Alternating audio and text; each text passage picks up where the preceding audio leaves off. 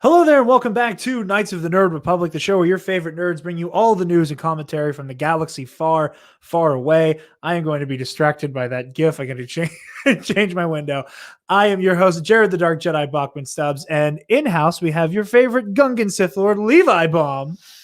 Oh, boyos! I wasn't asking to have my ears blown out by the Oyo Boyos, but that was a good one. You did 2 weeks ago, 3 weeks ago. You were like, now that we're in house, so I better get one giant freaking Oyo boy, and there you have it. All right, so yeah, it's good to be here. I do have a pinched nerve in my back because I slept wrong, but other than that, I'm happy for today. I'm very excited for today's topic for as well. For a few reasons. One of them is because we have a guest with us. We do, and I'm going to save the best for last with that guest. Oh, okay. But joining us on top of our mystery guest, we also have Spence the Mando Simpson. Hello, everybody. That was by far my favorite Oyo Boyo that we have ever experienced. We are also joined by the Lore Keeper himself, Connor Chikiti. What's up, everybody? Glad to be here. And we are joined by our illustrious guest, the one, the only, Broaxium Daniel Miller. I got tongue-tied, but it's okay. We got Dan on again. What's up, people? How you guys doing? We are great. We're very excited to have you on. And I'm Gucci. Yeah. You are Gucci? Gucci. I thought you said Gucci. No, I only use it. Ironically. Dan, you are a return guest and old friend of the show, but in case anybody is not familiar, where can the lovely people find you and all the work that you do in the Star Wars space? You can find me personally at StayOnTarget42. It's everywhere, Twitter, Facebook, YouTube, and stuff. I have nothing on my YouTube, but where you can really find me and my boy Chris Ryans, we've got a lot more people on board now at Broaxium besides me and Chris, but you can find us Broaxium on YouTube is where most of our content is. We promote a lot of it through our Facebook and Twitter. But yeah, just Broaxium, Broaxium. Absolutely. Be sure you guys check out all the lovely stuff coming out of Broaxium. Dan, Chris, and company are some lovely folks producing some lovely content. Mm-hmm. And you've also seen Dan's handsome mug recently on the Blue Bantha Milk Co. An AI wrote episode 10. Speaking of the homies over at Blue Bantha Milk, best wishes, thoughts, loves, and prayers go out to Matt, his family, and his old man. Nothing but love for you guys. Keep them in your thoughts and prayers over the next couple days, and be sure to spread some love to our pals over at Blue Bantha Milk Co. All that said, we do have a little bit of news we're going to address up top here. Nothing too earth-shattering. I developed a speech impediment kind of on this. You'll have to a little hard at that one. That was unnecessary. Finally have a release date for Star Wars The Bad Batch as a surprise to absolutely nobody. Wow. They're dropping it on May the 4th. Right. We know what that match is about. That's the thing that's coming. And we also have a port for Republic Commandos coming to the PS4 and Nintendo Switch, or PlayStation period 4 and 5, and the Nintendo Switch. That's pretty cool. Yes. Thoughts on either, Spencer? Go around here. I loved the Clone Wars when it was on air, and even just seeing more content from a spinoff with that same style and with those same characters. I'm very excited about the Bad Batch show. I think it has the potential to be. No, I won't say that. I was going to say it has the potential to be the best Star Wars show that we've ever gotten. I guess any show has that potential. It's going to depend a lot about. A lot on what kind of content they bring us. We already know we can look forward to seeing Fennec, Shand, and what the Bad Batch is probably doing around about Order 66. We get to keep tabs on Echo throughout, which is going to be really cool in continuing his story arc as a character. Also, I'm more excited, I think, for the Republic Commandos port, because I think to this day it is my favorite Star Wars game I've ever played. because it's like a first person shooter, but the mechanics are so interesting with like you actually and actively being a squad member in more than just title, and like ordering your squad around to do different things and do like door breaches and like take sniper position commando, you know. I just it's oh thank you. I just like it was so much fun to play. You know, I recently went back and replayed part of it just because the mechanic is so cool to me. It doesn't get old, and I think getting more Republic Commando content for the more updated systems would be awesome. You know, we get better graphics hopefully, and we get possibly some DLC as well to go along with it. I'm very excited. Excellent. Connor, any thoughts on the news for this week? Bad Batch, I'm excited for. I can't remember where I saw this on Twitter and what it was verbatim, but the basic gist of it was You're muted. It's You're doing muted. the thing. it's very poetic that Clone Wars Season 7 ended on May 4th, and by that, we saw the end of the Republic, and now this May 4th, we're going to be seeing the start of the Empire through the Bad Batch show. Connor, StreamYard is not kind to you at all. We're good. He was in webcam purgatory.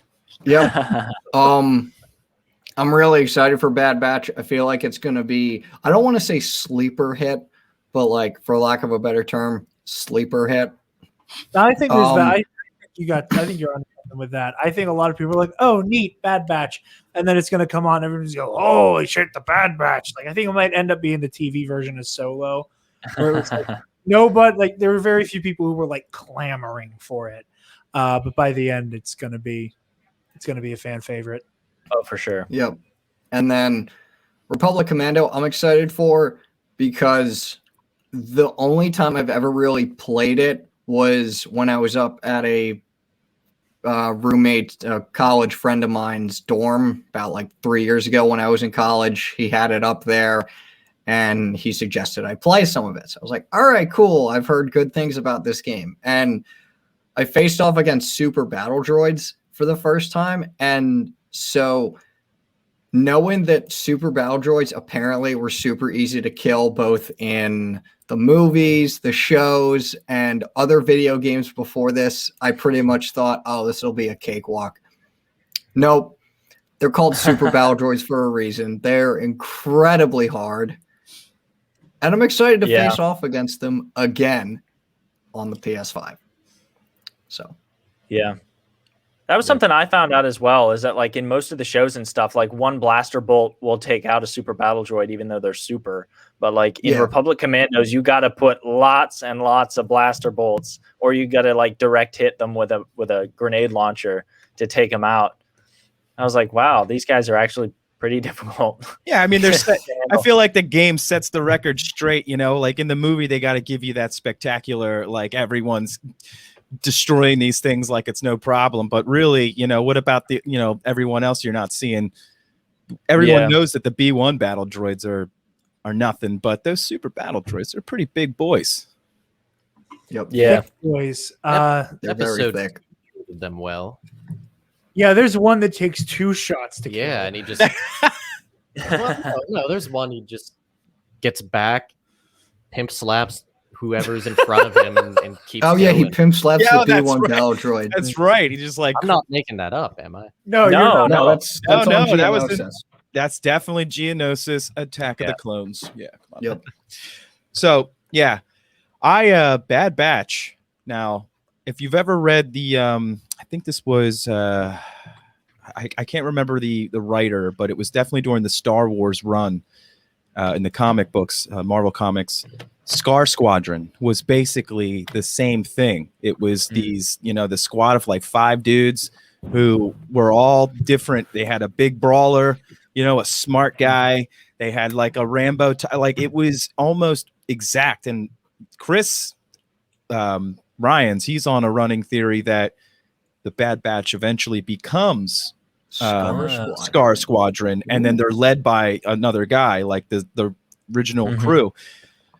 I mean, it could be possible if they're not aged, like if they don't have the aging tech or whatever some of them all had, you know, since they're different, these guys are different, maybe they still can live long enough. But I'm excited because is this during the Clone Wars time? Or are we just seeing a separate story being told alongside of the Clone Wars timeline? I think it's really like at the tail end.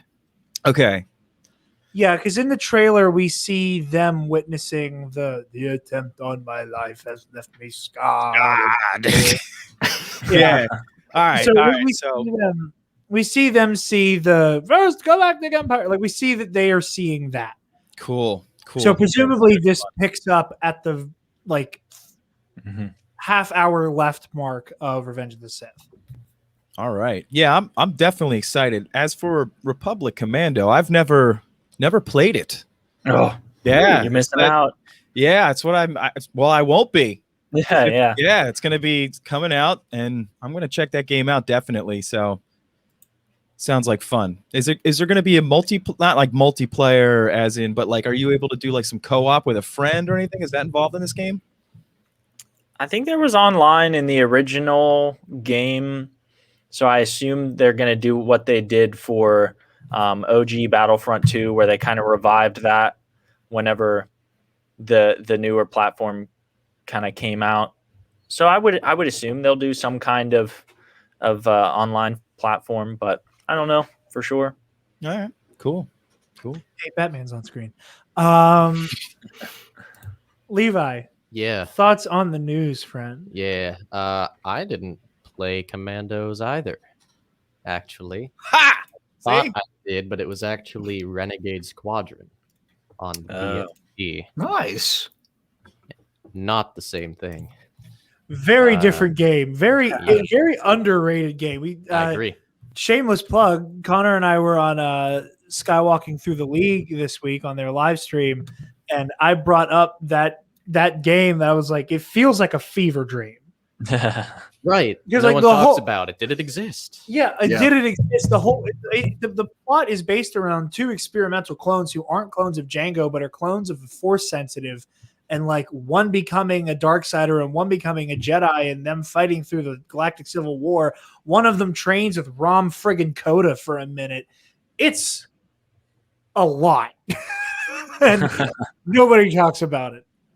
No, but as far as the Bad Batch goes, so I made it apparent that I wasn't sweet on the Bad Batch episode or the Bad Batch themselves. They felt like just character tropes instead of characters. They felt like cardboard cutouts that could move, like a bunch of flat Stanleys.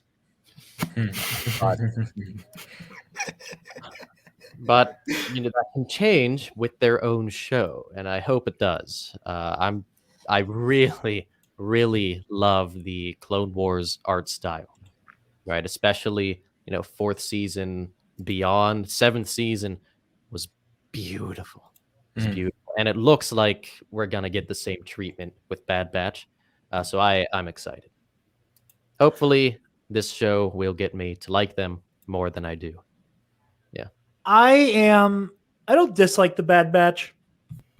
I'm kind of in the same boat as you, though, where my excitement is less about the characters involved and more with the time period.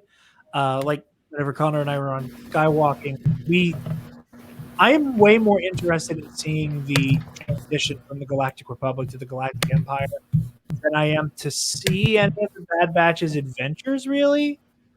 I want both. But yeah, I get what you're saying. I'm excited for both, but me personally, I'm way more invested in seeing how the Republic, does that on a dime heel turn. And that's what I'm more excited about. Some of my favorite Legend stories happened during the transition of Republic to Empire. Dark Lord, The Rise of Darth Vader comes to mind. Where like the Empire is still using clones, the Empire is still using Republic tech. That's where the whole concept of Darth Vader just having a black Jedi starfighter came from. Yeah. Because the ties had not gone into production yet. Stuff like that. I really like that era for the Empire. Oh, Yeah, there's So- some cool stuff. that would be cool. Wish you could cosplay a spaceship. That would be like a deep cut. That'd be a nice deep cut. I've had seen people do it. Oh, Yeah, be the Imperialis. okay. Yeah. Oh goddamn. I used to have it. I want to find it now. I used to have that toy of just like it was a Really? black and gray Jedi starfighter with an Imperial symbol slapped on it. Cool. And it came with like a Vader figure to pilot it. Closest thing I had was the Darth Vader Transformer. That was another thing we And it talked about was- on Skywalker. Yep. Always Transformers. Yep. Never got the Millennium Falcon. Very disappointed in that, but I had Obi-Wan. I had off the top of my head, I had Obi-Wan, Anakin, the other starfighter version of Vader, both versions of Grievous, and I did get the Millennium Falcon. But yeah, aside from me ruining my friendship with Levi now over toys that we neither of us could probably find right now, Oh, I can find mine. you I kept both bins of my Transformers and my Bionicles, but I was an idiot and I let my cousin customize my Bionicles. Ugh. Look cool now, How but I dare you? really want the originals again, and it's never gonna happen. I cannot for the life of me because I threw all the instructions away once I Naturally. built them. Mhm. Right? They weren't collectibles to me. They were toys. They were awesome. That All American Rejects song from the trailer. Oh, right. Then yeah, I can't put them together. But That's a going lot off of the track. situation with mine. Is like mine has changed so many different kids' hands of like kids borrowing my shit. Like Yeah. I was never like I've never been a figure collector. That's never really been my thing. So like every so often I'd be like, man, that'd make a really nice display piece in the studio. Where is Yeah, that? right. Shit. Some other kid has it. I did that with Charles Soule's Lando #1. I just gave it to some friend to read, never saw it again. It's first printing. It's a shame. It was very upsetting to me. Darn.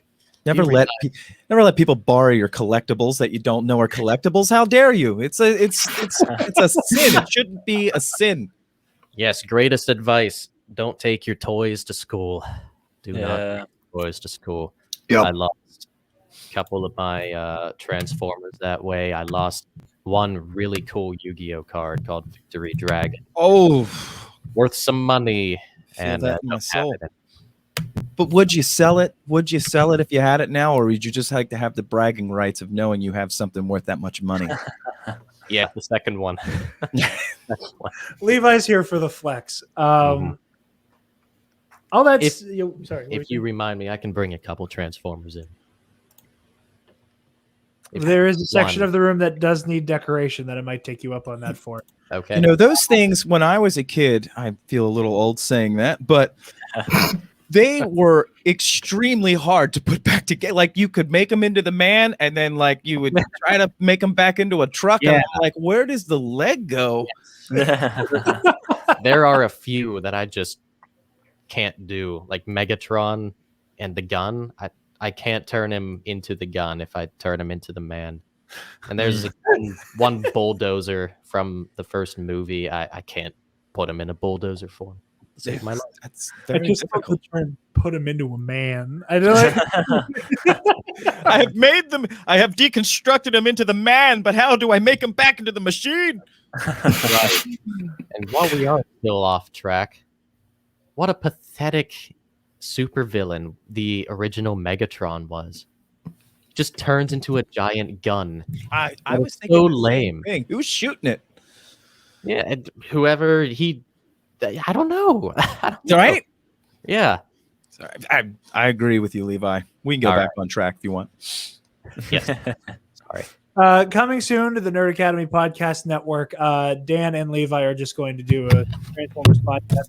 Not actually about Transformers, just about trying to understand what the hell Megatron was going for. It doesn't matter because he died in that form, then he became Galvatron. I think. So it doesn't matter. Transformers Deep Lore is a blind spot for me. But The latest show on Netflix has been great. Sorry. I've heard good things. Moving into today's Moving on. topic. We are talking our favorite Scoundrels we've been we've been keeping this one in the chamber for whenever we needed to do a topic episode, and I was convinced there was more Star Wars news this week than there was, and then I went to do the notes, and I went, oh, it's only the two See, I things. thought there wasn't. That's why I asked. Doing a topic. Yeah, Levi was on top of this one. So we were finally doing our favorite Scoundrels, and Dan, we're gonna kick to you first, bud. Oh, good, because I didn't want someone taking this away from me. Now, with the release of all the new comic books since the Disney buyout, and they completely reamped everything, a little writer named Kieran Gillen came up with a character that has been nothing but spectacular since her first comic book she came out in. Dr. Aphra is a scoundrel. No ifs, ands, or buts about it. She is definitely a scoundrel. She's out for herself all the time. Her character development and her popularity are one and the same because it's so it's so good. Like, she's so well written, and she took off because she has so many layers to her, and she's just like Han Solo in a way. She seems to be out for herself, but when she's faced with a decision where she needs to do something good and something right, she usually ends up doing it. I love Dr. Aphra. She's got the two coolest droids with her all the time. A murder bot, 000, who is basically a silver 3PO that just wants to torture people all the time. And they got BT1, who is he's an astromech, but he was with this arsenal, this programming that he's supposed to be this prototype battle astromech, and he's dangerous, and he doesn't care. He just wants to blow everything up. Them three are the greatest team. I love it. I love everything about Dr. Aphra. Every situation she's gotten into, she has the greatest character development in the comic books, in my opinion. So yeah, Dr. Aphra is my scoundrel. Nice. I remember back in the day when she was first introduced in the pages of the Darth Vader series. Yeah. That I thought she got issue number 3, but she didn't. Yeah, that was the whole. Everybody thought. Yeah, I remember whenever I was first reading that and seeing the reviews about it, there were a lot of people who were like, "She's about to become a fan favorite." Like, it was very clear from the beginning that Aphra was going to be somebody who stuck around, and in the same way that Star Wars television and animation has Ahsoka Tano, Star Wars comics have Dr. Aphra. I think that she's kind of like the comic book Ahsoka, where she kind of shows up here, she shows up there. Everybody loves her. Everybody wants to see her make the jump to live action. I'm definitely in that crowd of people who would like to see Aphra get that kind of treatment, or at the very least bring her into animation. Damn it. Yep. Yeah, no, I think Aphra's a solid pick, and I had a feeling you were going to go with her whenever I pitched you the episode idea. So Aphra's great, and there's a Darth Vader tie-in, so obviously you have my vote with that one. Yeah, I mean, she's this archaeologist. She's like a Lara Croft, Indiana Jones type character, but with this darker side to her where, Indiana Jones is like a hero. Lara Croft, same thing, but she's not. She's the anti-hero. She's all about herself, all about making some money, and that's why she falls in the scoundrel department.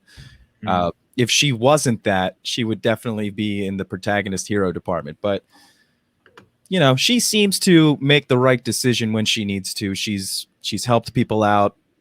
Most of the time, though, it was for her own good. But she's not totally evil. She's right there in the middle, and it makes her such a likable character because we've all felt the temptations to, like you were talking about that Yu-Gi-Oh card. It's worth all of this money. I wish I had that. It all, we've all got them tendencies. So not as extreme as Aphra, but that's how she's so relatable. I love that. Very nice. Yeah. If I ever read the comics, I guess I have to read. Yeah. Absolutely. You gotta pick it up. You Sounds like Yeah, I'm super behind with Aphra, and I need to start. I met Kieran Gillen at a comic book signing. He signed my Afra comic #1. He signed the Vader comic that she first appeared in, and all that. It's a shame I could barely understand him because he has such a thick Irish accent, and he was like, I guess, like jet lagged horribly, and they basically shoved him off from the airport right to the comic book signing. And I was just like, hey, I said, so how did you like really come up with the idea for Afro? And he's like, well, you know, and I was like, what? He looked up at you. He handed you the comic and went, potato. But it was very difficult to understand what he was saying. He was so out of it and tired. And he's like, oh, sorry, mate. You know, it's like, I've been on the plane for 12 hours now, and they just shoved me right off in here. It's all right, man. Don't worry. You don't have to talk about her.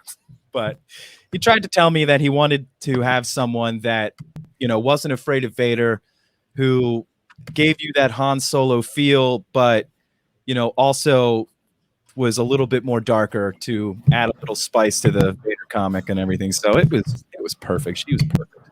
Nice. One of the most exciting things about Afra is having somebody to like be slightly goofy in front of Darth Vader. Is it like she, you know, like yeah, she's a darker character, you know, like she's, you know, on the light side, dark side spectrum. I think she skews like center dark, you know, My kind of girl.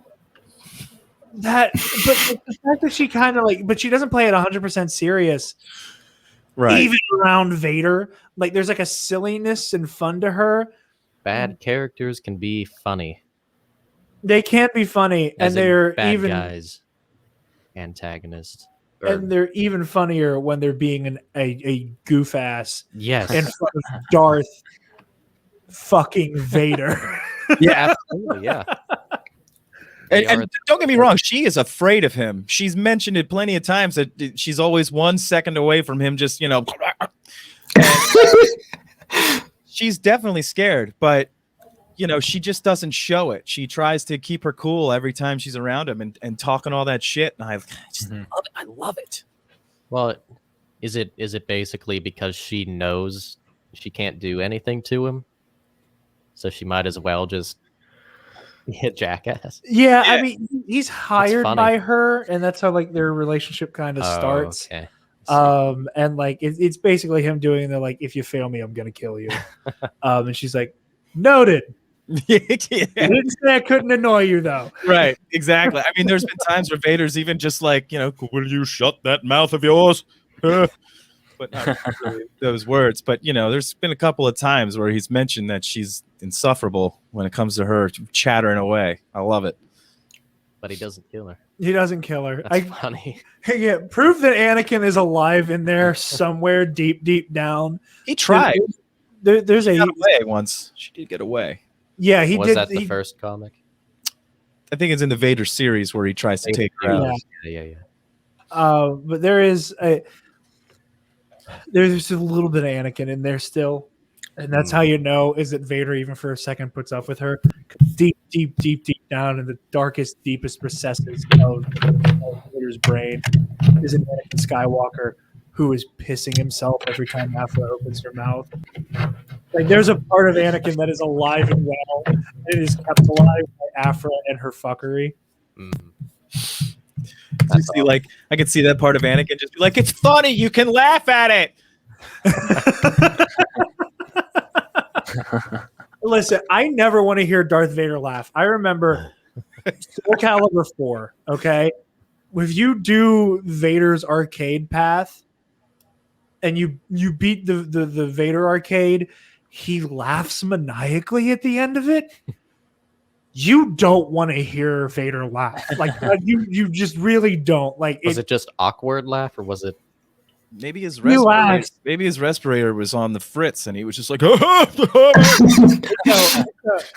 it's a maniacal laugh, and it's horrific. oh, well, You don't want to Soul hear it. Calibur's not canon. Yes. This is true.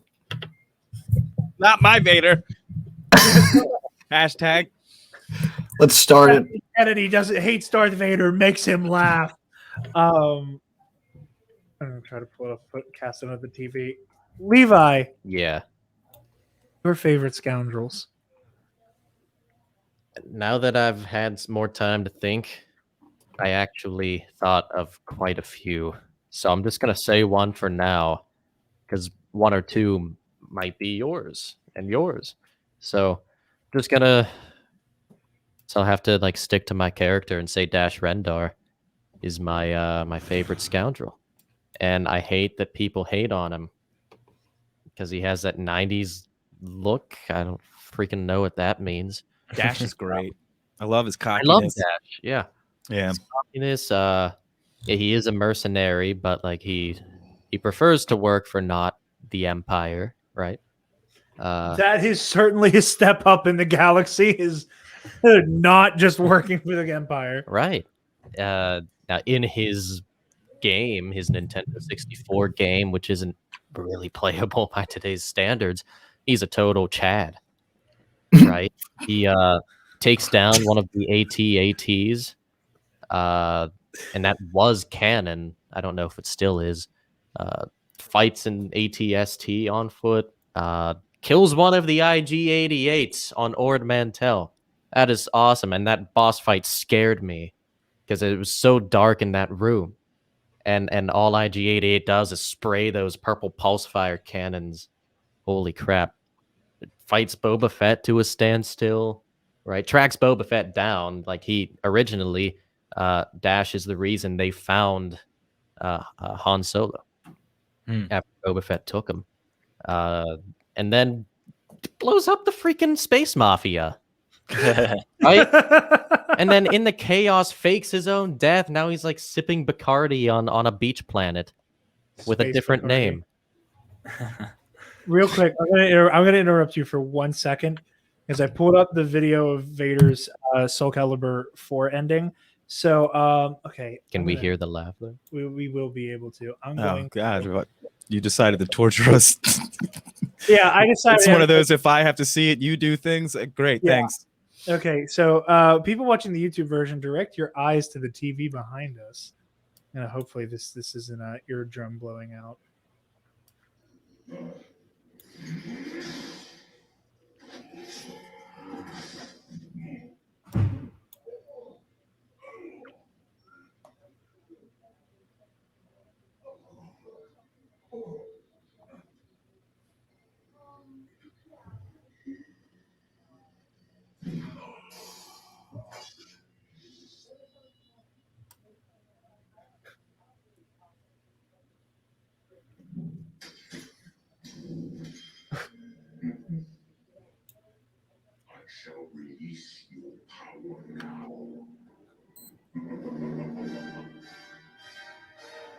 Ugh.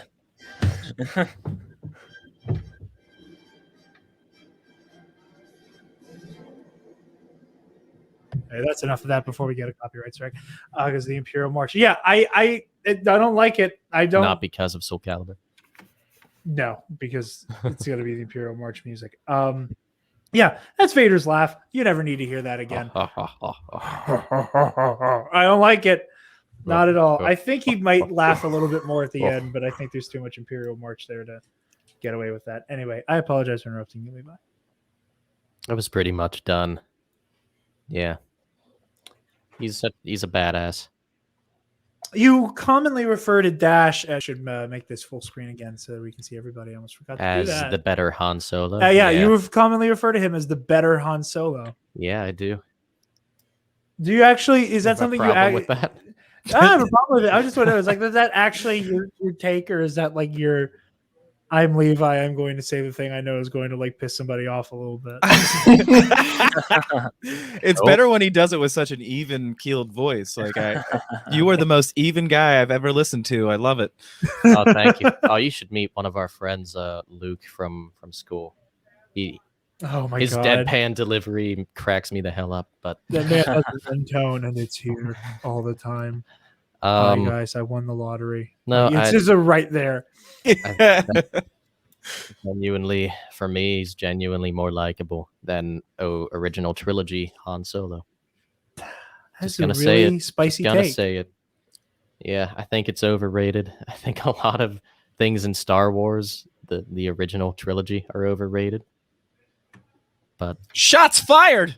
shots fired. Calm shots, but Listen, shots. Listen, I love you.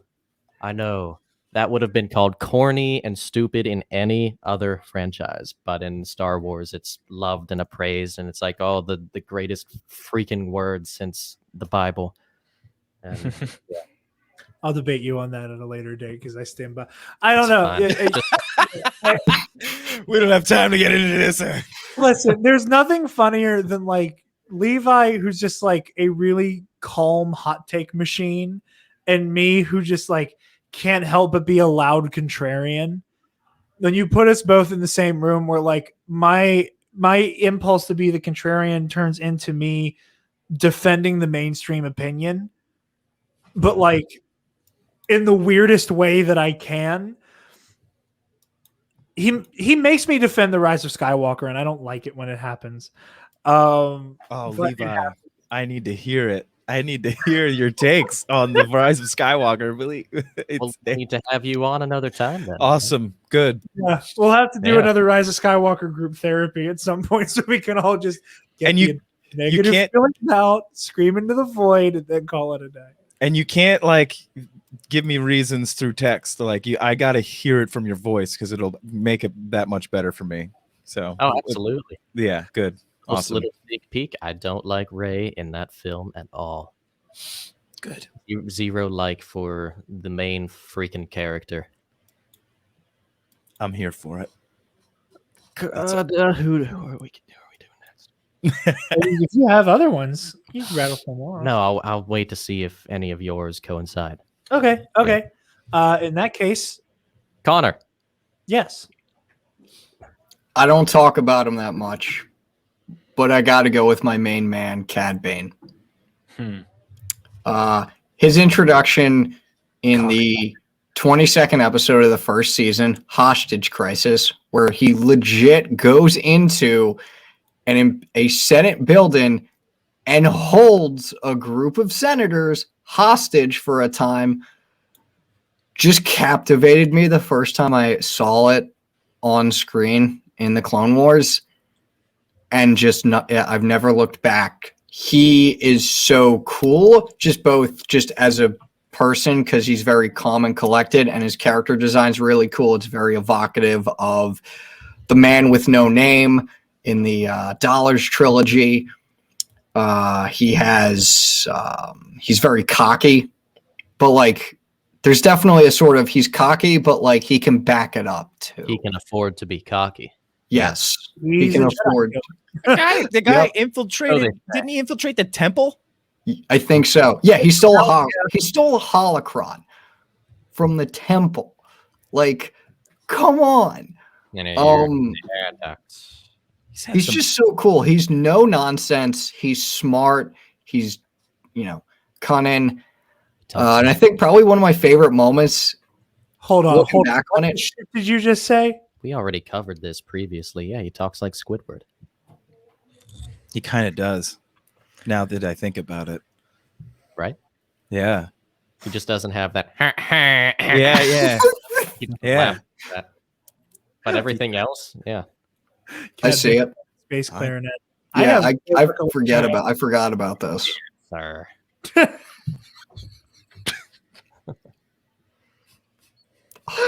Cad Bane just like walking into the Krusty Krab, just like strapped.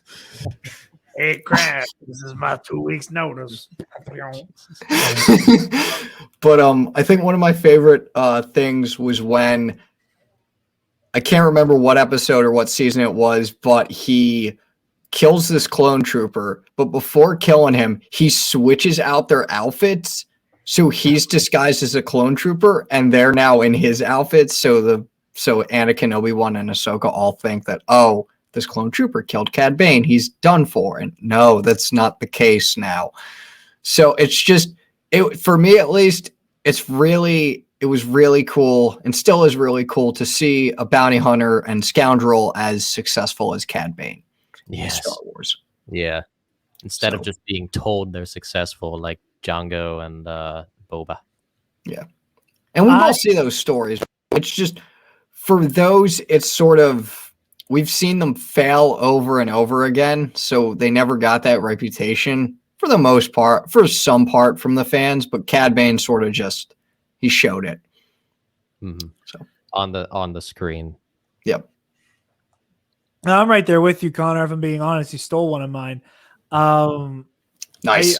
I love Cad. You know, everything with me Star Wars related always comes back to the Jedi, the Sith, and the Force, and all of that stuff. And the fact that Cad Bane is a Jedi hunter, you know, he has confirmed Jedi kills and gets into a lightsaber duel with Obi-Wan Kenobi and survives it. That is true. I forgot about that. He was on his heels the whole time, though. Yeah, that's fair. He's also not a Jedi. Yeah.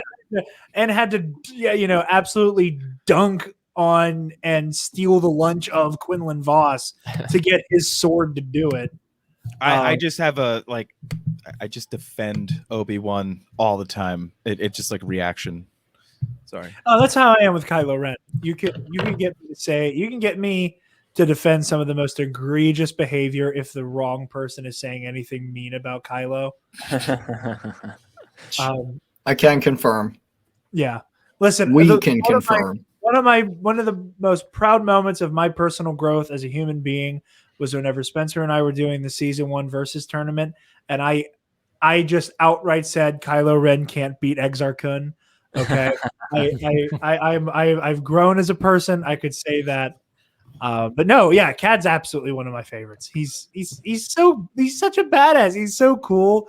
Yeah. Like the Obi-Wan in disguise arc of the Clone Wars is one. Dude, Reiko Hardeen. Yes. Yeah, that was a really good one. Cad's voice, especially listening to the Clone Wars stories of Light and Dark. His like retelling of the Obi-Wan in disguise story.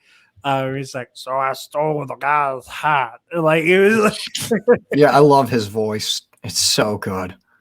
I love me some Cad Bane. Spencer, you're the Clone Wars historian amongst us here. Thoughts on Cad? Cad Bane, I think it's best summarized. Like I think him as a character and his abilities is best summarized in the box story arc, when Count Dooku is like going around like the circle, like introducing all the bounty hunters that have been, you know, hired to participate in the box. And he ends with Embo, and then Cad Bane is last. And he introduces, he's like, Embo, your bounty tallies last season were second only to one, Cad Bane, who needs no introduction. And I'm like, honestly, yeah. Like if you were to make a list of the best bounty hunters in the Skywalker saga era, like probably Boba Fett is number 1, and then either Cad Bane or Jango is number 2. Like it's almost indisputable that he's one of the absolute greatest of all time. Definitely the best in the Clone Wars early Galactic Civil War era. Like he's awesome. Absolutely. Yep. And now it's I was gonna ask you, are you gonna do your every time Cad Bane comes up, I feel like we need to address the fact that we need to see how he died in animation. Yeah, what a robbery. Freaking robbery. Give me less episodes of those freaking sisters on Coruscant. Give me a Western standoff, spaghetti Western standoff between Boba Fett and Cad Bane. Give me the passing of the torch, but no. I agree. I am still hoping that we see that in Book of Boba Fett. I'm still hoping we get a flashback. I want to see Daniel Logan finally get to play grown-up Boba Fett. Put that cosplay to good use. Okay. And I see a live action Cad Bane, do it all live action, make Levi very happy. I mean, I wouldn't mind if they just helmeted like some actor to do it. Just don't even take the helmet off and then do the standoff. I don't know. I don't need Daniel Logan. I'm sorry. I only want to see him do it because he posts about him being Boba Fett all the time. And so does that other guy who's Anthony, whatever his name is. They're living in a dream world, Neo.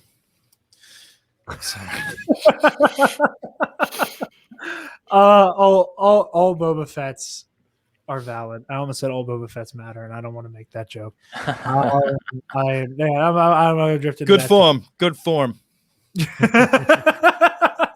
Well, Thank then you. I do believe it is Spencer's turn. Spencer. Yes, thank you, Levi.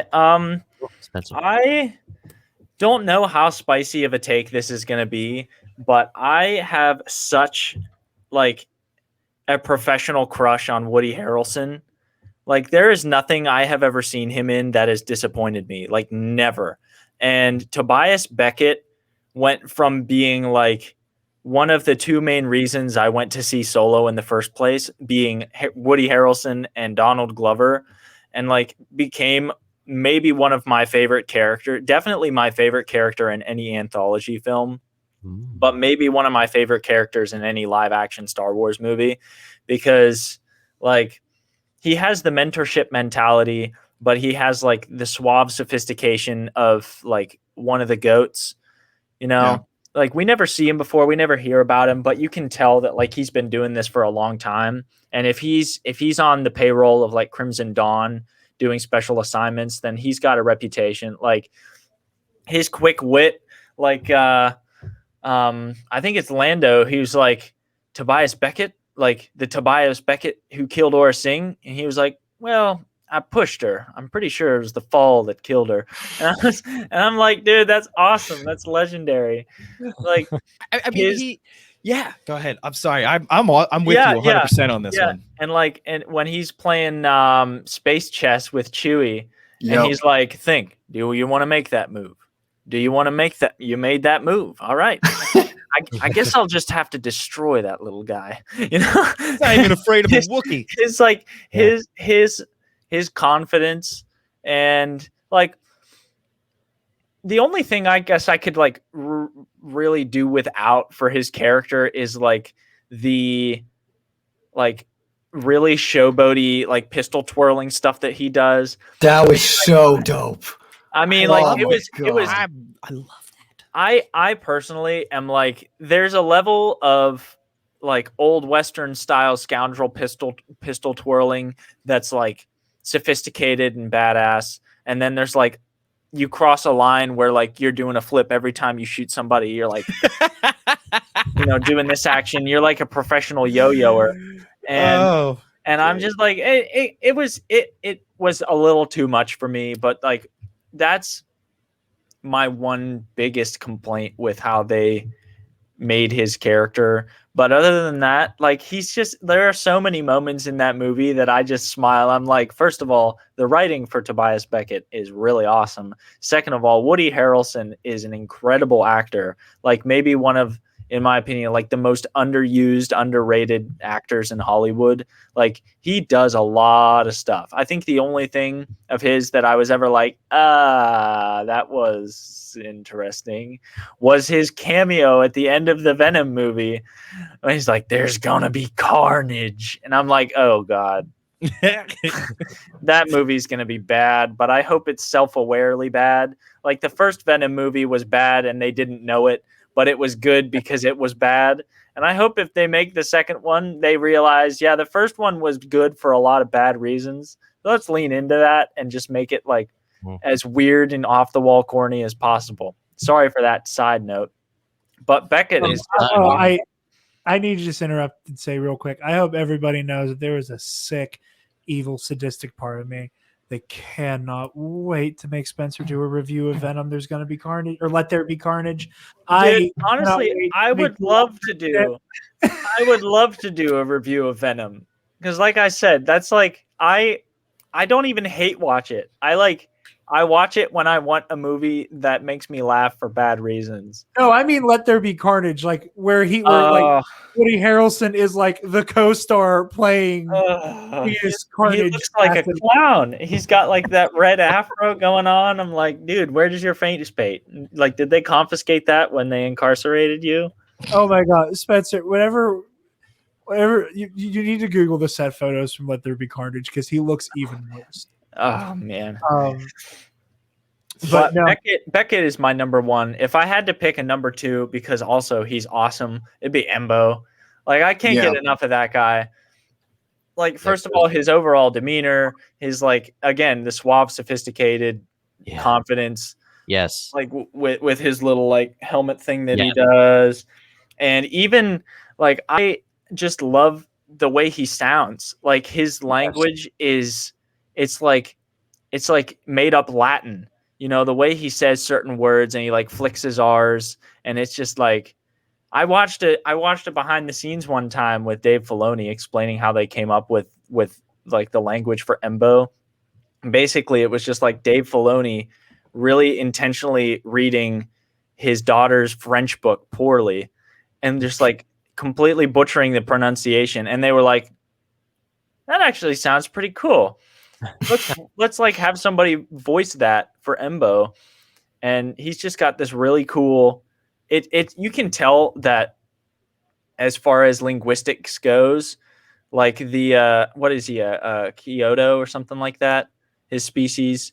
But you can tell that Embo's species linguistically falls under like the umbrella of the space romantic languages that just like are really nice to listen to. Space romantic languages. I like that. I just love Embo. He's great.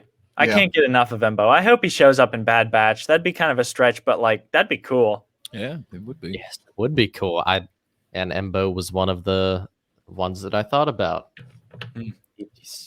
My favorite, back to Beckett, my favorite Beckett moment in Solo was when he's up in the, freaking Paul Bay Bettany's room, and he's like, he just shoots everybody, and Bettany's like, what are you doing? And he's like, thinking, and I want to be the only one with a gun while doing it. Like, it's like, this guy's awesome. Yeah, he's great. That is my favorite. That line is like, I want to be the only person in this room with a gun while I'm thinking. Everybody be quiet. Yeah, even his death scene is like you cannot hate Beckett by the end of that movie. Like even though he ends up stabbing Han in the back and like trying to make off with the score himself, like that little showed off is like, I hope you're still paying attention because I'm about to teach you the most important. Yep. And then like as Han comes over and with his dying breaths, one of the things, like the first thing he says is, "You made the smart move, kid, for once." And I'm like, no, he's still his mentor. Love how they made Han shoot first, but was like, it killed him to do it. Yeah. Because you can tell. Beckett even says, he's like, I was going to kill you. That was good. Like, just the fact that I would have shot you dead. Yeah.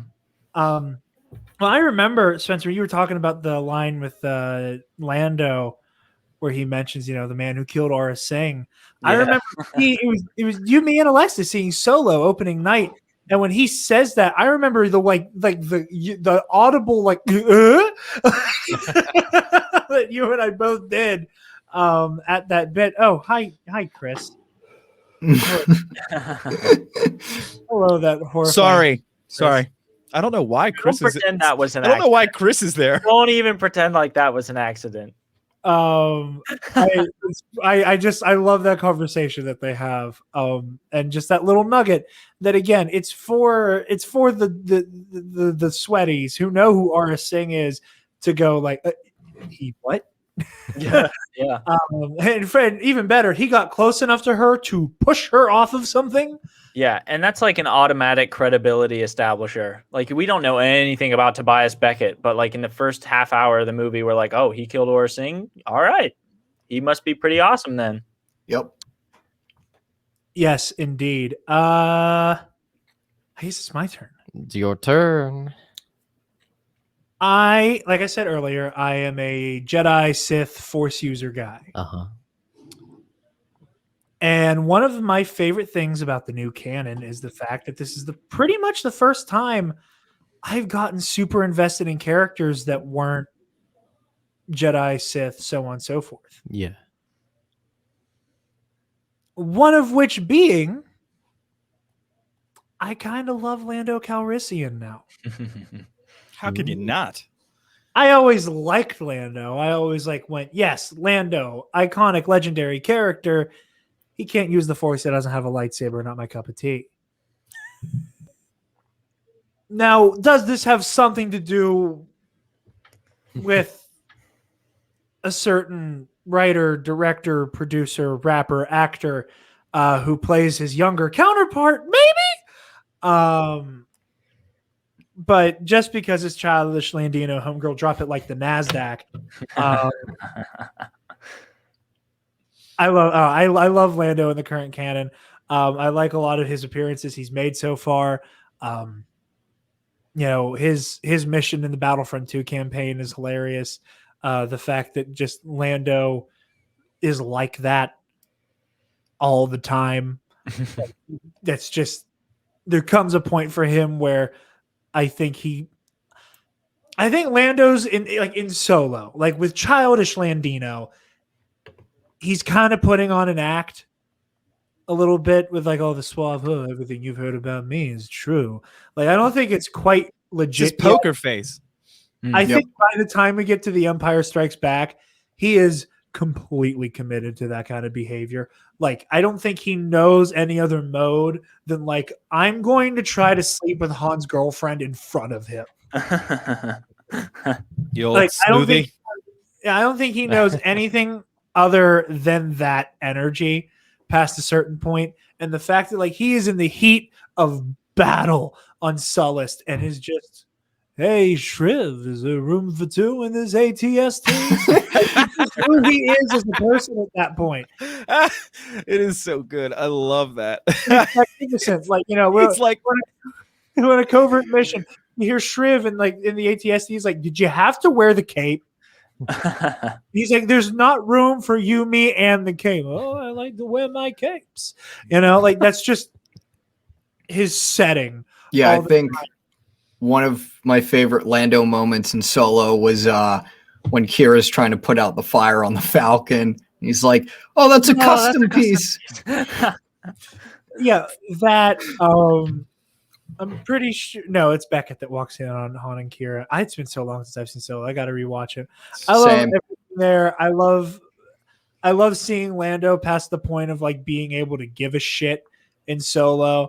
By the time his arm's all messed up from getting shot on Sullust or not Sullust on Kessel, the way he just has his arm in a sling and just clearly wants to do bodily harm to Han, but only has one hand at the moment. He's just so goddamn charming, and I've come character. I was surprised by how excited I got for the Lando show announcement, and a lot of that has to do with the fact that I'm really, really, really hoping it's Donald. I'm really hoping it's Donald. It needs to be Donald Glover. Oh yeah, agreed. I can't see anybody else doing it but Donald now. Oh. Even though my favorite Lando moment is Return of the Jedi, where he's in the Sarlacc pit and Han's half blind and he's like, a little higher. I thought you were blind. No, it's all right. I can say a lot better. Yeah, that whole conversation, because this comes back to almost sitcom type jokes where it's I thought you were blind. There's a type of humor there that normally Star Wars is a little bit more slapstick, where he's that whole interaction. And again, the newer canon is they also can make that joke with Jarek on the sitcom. They can make that joke. If they with make Jarek. Jarek canon, which I wouldn't mind if they didn't. But listen, after 40 minutes ago doing the Kyle Katarn in the verses, I don't want to talk about Jarek anymore. I don't want to think about Jarek. But no, the new canon's also made me love Han Solo.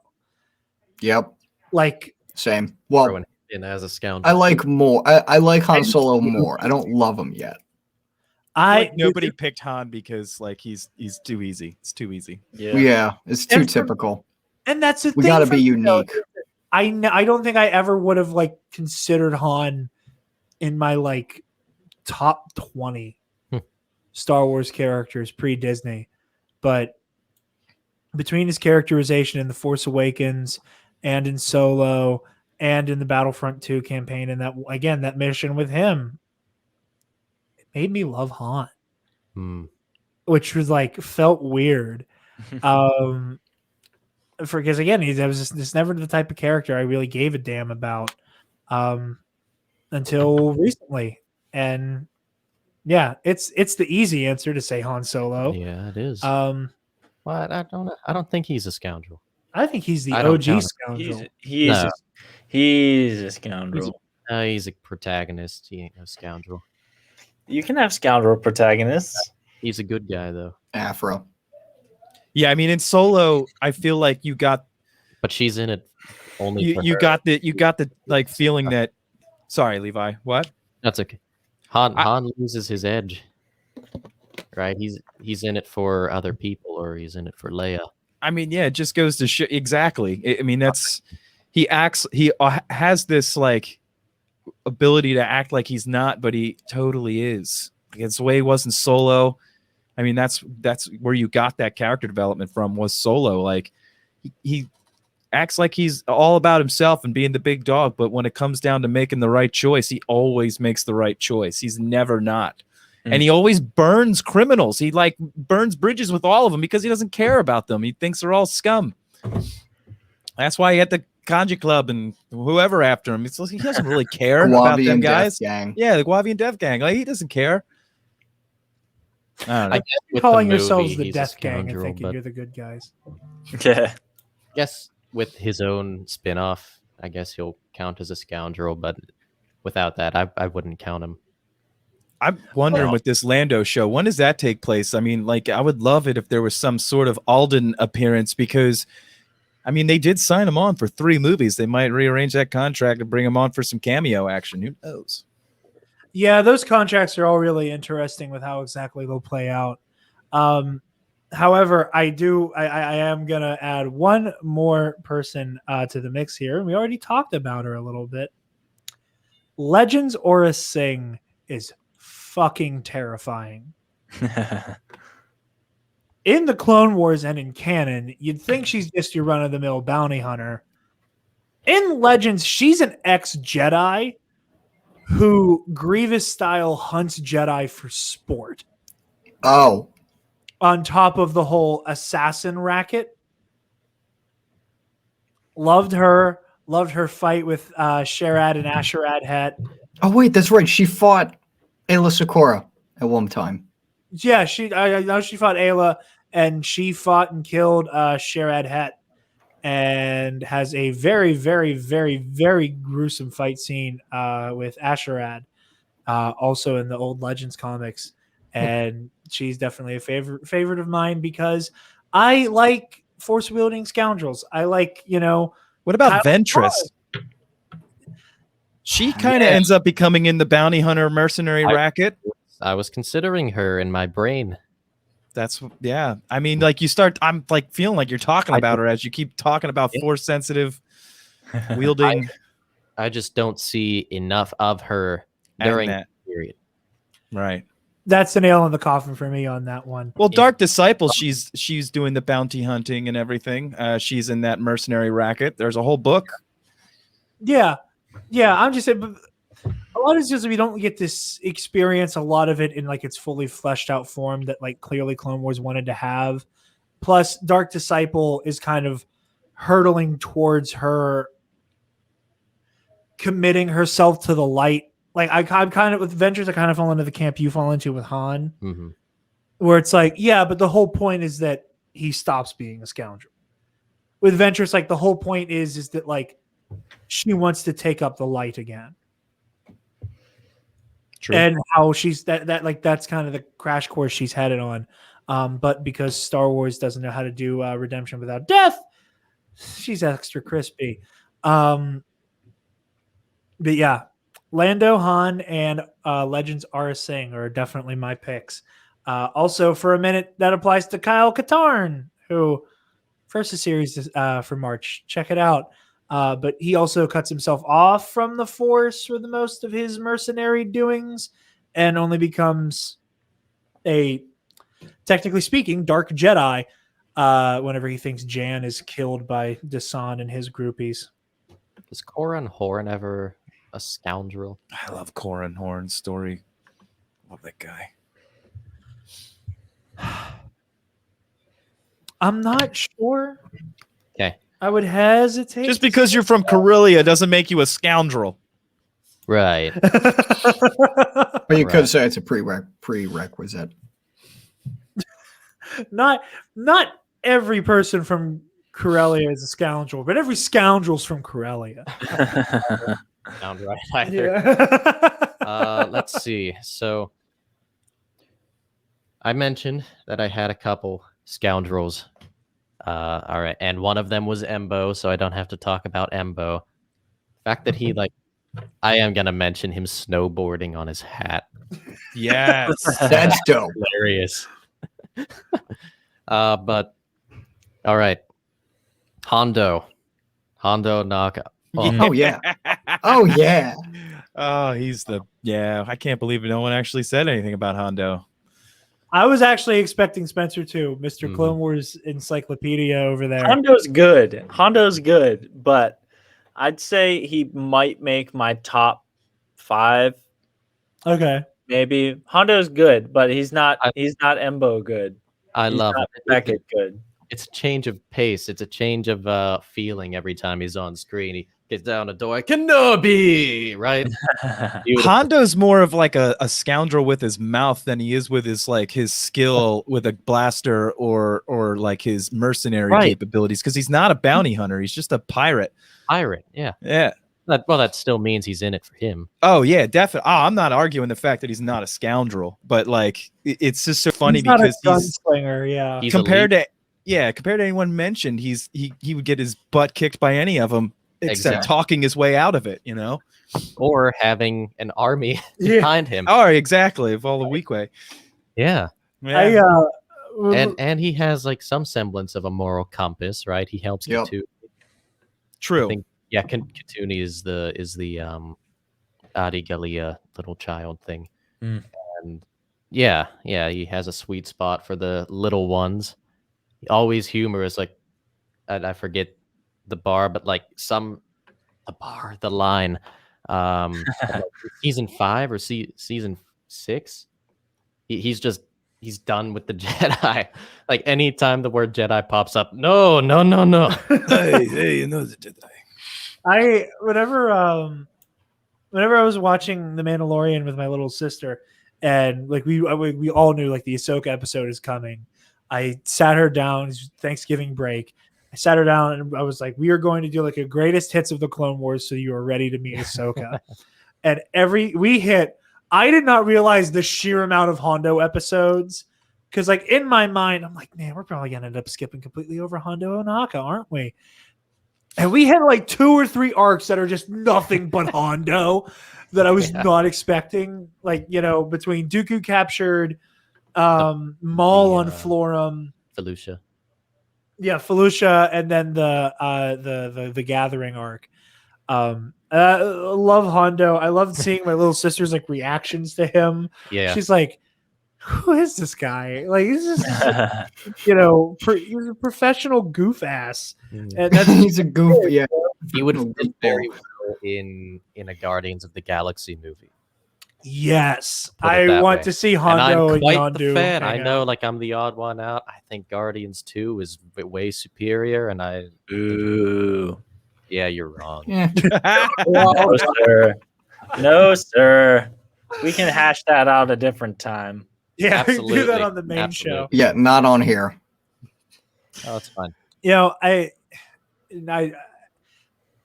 having been the Galaxy's Edge, that Hondo animatronic is horrifyingly like real. It's terrifying. Would you say it's on the level of Chuck E. Cheese? No, That is trauma no child forgets. no. When I say terrifying, I don't mean like it's bad. I mean like it Scary that it's moves. good. It's so good. It's yeah. The fact that like I'm looking at this thing moving, and I'm like, if I didn't know that was a robot, I think that was somebody in Weequay makeup. Favorite Hondo line has to be the whatever Maul calls them, a bunch of like insolent. Insolence. Yeah, We are pirates. We don't even know what that we means. don't even know what that word means. Yeah. Oh, greatest Hondo line That ever. was the best. That's. And yeah, I'm just thinking about it now. It was so good. It Right. was really good. he's a hilarious scoundrel who doesn't fear much and has leadership skills. I think he deserves to be mentioned on this episode. Yeah, absolutely. Definitely. That Yep. was I mean, it's a really good pick. I think we were thinking, like most of us are thinking, like badassery plus being out for Oh, yourself. And Hondo is literally just out for himself, but the badass part, like, yeah, he's just a mouth. The guy is hilarious. He talks his Yeah. way out of everything or into everything. And he's freaking great. He's awesome. He makes a living doing it. Yeah, it's And really the last good. I have to mention Tag and Bink. Son of a bitch. Tag and Bink Should've seen deserve this to be coming. mentioned here. Because they're not, you can't really count them as Jedi. They suck. Right? And then they just, for their own sake, trying to get back, they screw up time. Goofus and Gallant ruin time, but it's just Goofus and Goofus. Dumb and Dumber. Yeah. I can't remember his name, but there was a part of me expecting you to go like full deep cut and talk about that like horrifying like Jackson? no, the meth mouth Gungan from the Wii port of The Force Unleashed. Mouth. Nah. Do you think I'm wrong? Google. I think his name's like Keefe. I don't know. Kaeefe. I just was laughing at the meth mouth. Yo, that's exactly what he looks like. One of his eye stalks is shriveled up and shit. It's gnarly. He is hard to look at. Cleef. Cleef. I was Yeah. close. Cleef. Cleef. Yeah. Google that, everybody listening. Have fun with the nightmares. With that, I think we've reached the end of this week's episode. Connor, where can the lovely people find you, my friend? They can find me on Twitter at DepaBanana. They can find me on Instagram at ConmanJFO. And they can find both me and Dan Miller, admin in the Alliance of Star Wars Fanatics on Facebook, Tau Swift for short. We're a Facebook group that is dedicated to positive, constructive, and respectful conversation in the Star Wars fandom, something you don't really see in this fandom all that often. Good shit, my friend. Levi, where can the lovely people find you? Find me on Twitter at Levi_bomb. I love how abrupt it is. Spencer. Where can You the lovely guys you, Spencer? can find me on Instagram at SpenceMan Cosplay and on Twitter at SpenceMan49.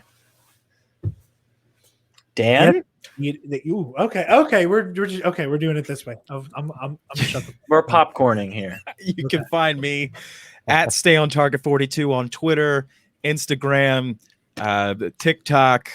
Stay on Target 42 is Xbox. It's everything. It's my brand name, I guess. And you can find me at Broaxium as well on YouTube, Twitter, Facebook, all the heavy hitters. Thanks for having me on, guys. It's been great.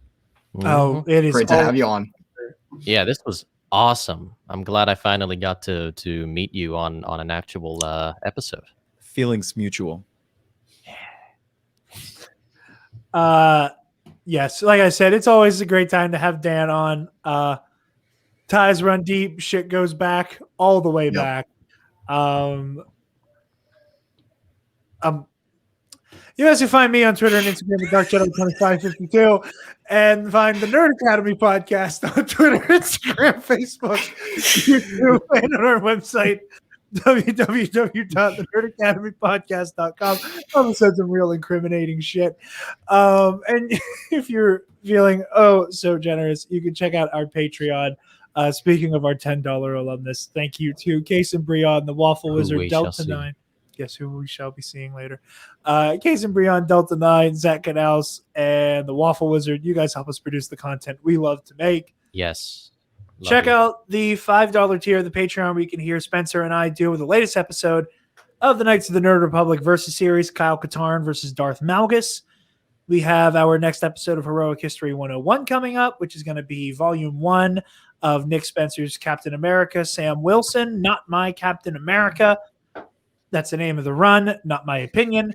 And we have our audio commentary tie-ins for Nerd Academy Movie Club up on the Patreon as well.